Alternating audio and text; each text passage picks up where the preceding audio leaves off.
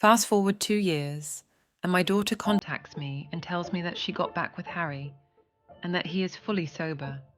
I was mortified, honestly. He was going to tell her that we slept together, and she's going to hate me for life. They came over one day and said hi, and when my daughter was gone, Harry told me that there is no reason to tell her about what happened. I agreed. It's been 16 years of marriage on their part. They have a kid together. Harry got cancer, then beat it. I got sober. That's basically it. I don't see them very often. They live in Texas, and I live on the East Coast. But whenever I do, there is always that tension between me and Harry. It's literally the first thing that comes to either of our minds. I can just tell. Not like sexual tension, like, why did we have to do that? What the fuck is wrong with us?